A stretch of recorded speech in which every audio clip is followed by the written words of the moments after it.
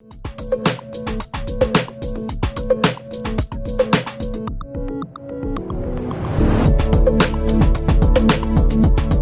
Tracy, we have met before, but I'm Alison Christie from CCPS, and thanks for coming along today to talk to us about your organisation's shift because of the coronavirus pandemic, your organisation along with the rest of the world, from face-to-face staff induction and support to digital staff induction and support. And just before we get started on our conversation, Tracy, would you just like to introduce yourself and tell us a little bit about your organisation? Thanks, Alison. My name is Tracy McFall. I'm the Chief Exec of Partners in Advocacy. Partners in Advocacy is a national organisation.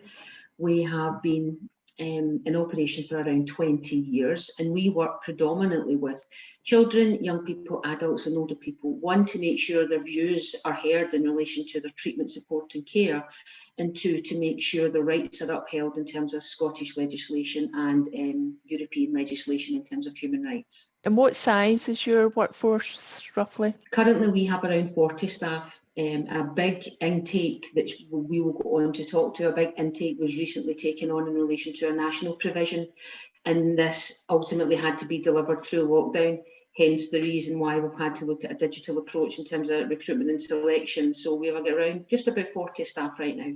This shift for your organisation to digital delivery of everything, was this a complete shift or had you been doing any of this beforehand? We work and have done for a number of years with children and young people, and we cover the whole of the country. So that could include Western Isles, it could include Inverness. So we have already, over a number of years, started to look at digital approaches for working with children, not as an either or, Alison, but as an option, particularly for those that are in rural and other parts of the country that are really hard to access, particularly around any legislation, timelines around mental health, because ultimately you only have a certain amount of time to turn that around in terms of legislation requirements. So we've had to, and we have been learning over the last number of years, particularly around children. So it wasn't brand new, but we'd never carried out a recruitment, selection and induction process before completely digitally. And did you have the necessary skills and resources within your existing workforce to enable this shift? Well, one of the things that we had to do is, one,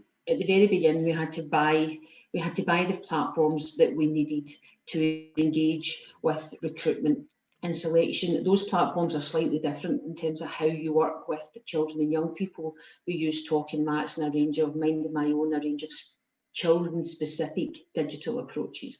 But in relation to recruitment, selection and induction, we had to buy those platforms, we had to familiarise ourselves with it. But what we did do is we actually drew on the staff skills that had already started using digital platforms over the years.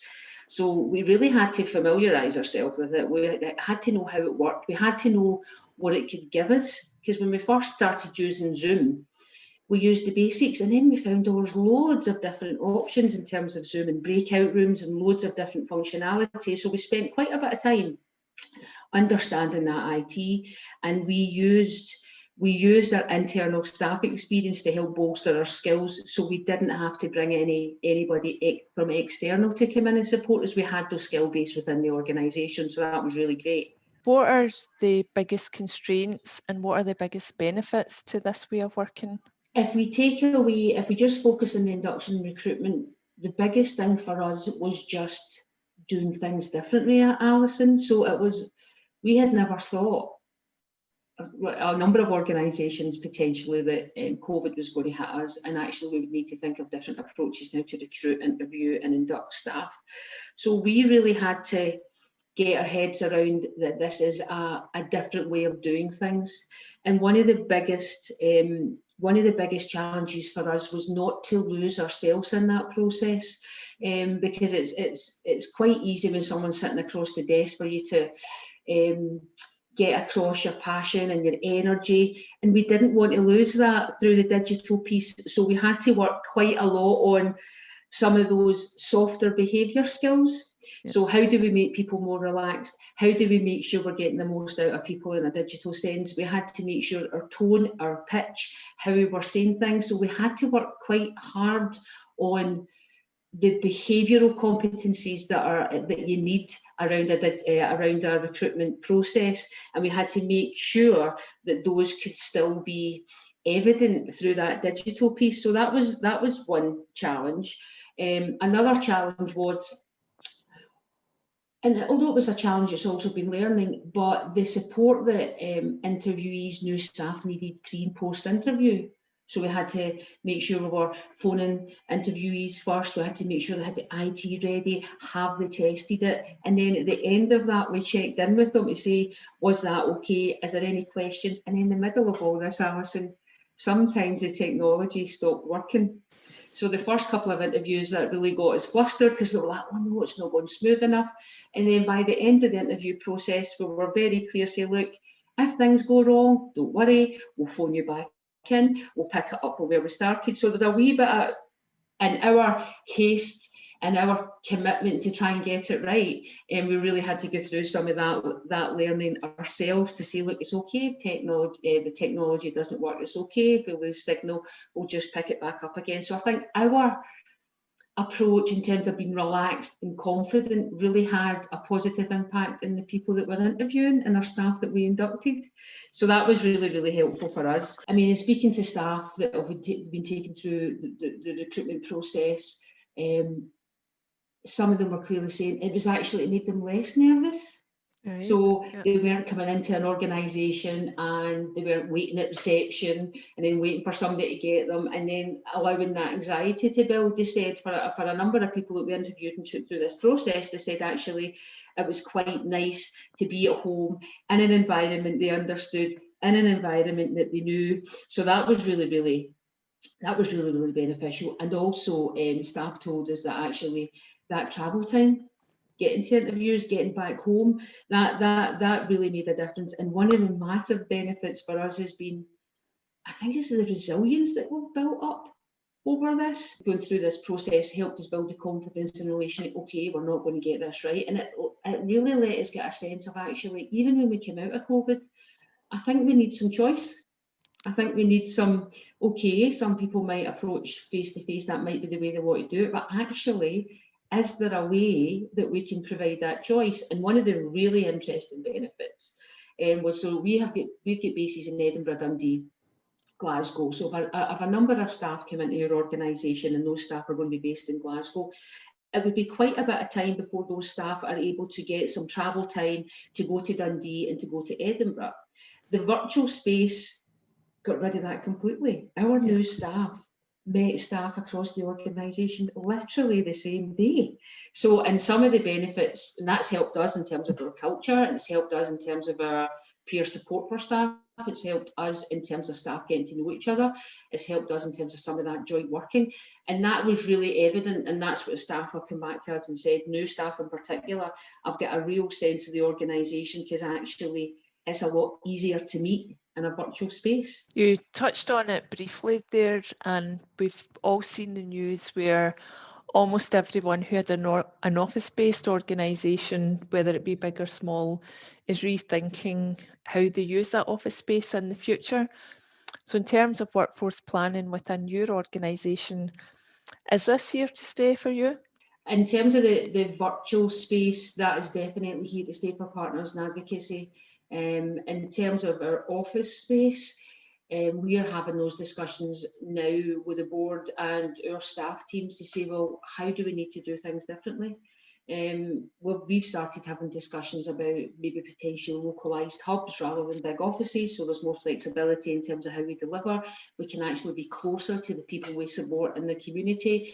And if you look at that process and how we're doing that, and then you add on the freedom that virtual platforms can give you, I think for Partners in Advocacy, it would be remiss of me and the organisation to not take the learning for that. The digital space has given staff a little more flexibility in terms of working patterns, how they work, how they fit that in with their family, etc., etc. So there's been a number of benefits for us. So yeah, office space, we're thinking about that, how that looks, but the digital space will stay for us. Yeah. Yeah. And you talked a little bit earlier on that as you went through this process, you learned from some of your challenges and have improved the process for yourselves and for the people using the platforms. But if you were to give some advice to other organisations, what do you think has been key for your organisation to the success of this transition? So we reviewed our recruitment process very, very quickly in light of COVID, and we thought, right, we have a face-to-face recruitment and induction, recruitment selection induction process. What is that going to look like in a virtual space? So we basically identified 9 key stages.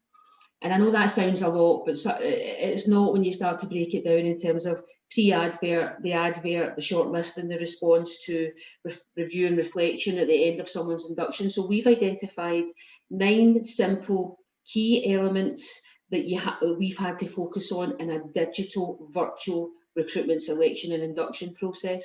So the formalities don't change, the policy doesn't change, but how you do it needs to change slightly. And as I said before, we spent a lot of time in those very small, intricate behavioural elements that we had to focus on to make sure that we were getting as much as we could out of our staff. So if there's any learning across the piece for any other organisations, is that, look, don't panic, don't worry, you have a recruitment process. Most organisations have a routine or a recruitment process.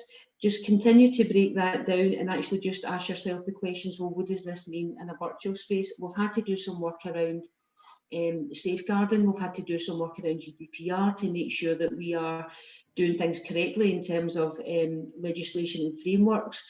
But if you break it down into small but bite-sized chunks, it's a lot more manageable. And I'd be happy to share that in terms of, we're writing up a report just now, Alison, but I'd be happy to share that around the partnerships and other organisations. That's great, Tracy. Thanks very much. And I'm sure there'll be a lot of interest in that. And I was particularly interested to hear you say break it down into small chunks, because often people just look at this transition and are totally overwhelmed by where they are and where they need to get to. And I think it'll be really helpful for people to hear that. Yeah. So just before we finish up, Tracy, don't want to put you on the spot, but is there anything else that you want to add that we've maybe overlooked at this point? Let's get technology out there. Let's make sure the broadband's working. Let's make sure we can do that safely. However, there is a wee gap, I think, about making sure that as we do that, we're upskilling the workforce as we go. And that's a really valid point, and maybe not for the conversation today, but in the longer term, to look at the skills and qualification requirements of the workforce are actually reflective of the practices, the change in practices, and what are our current and future practices. So that's a conversation that we'll certainly have beyond today.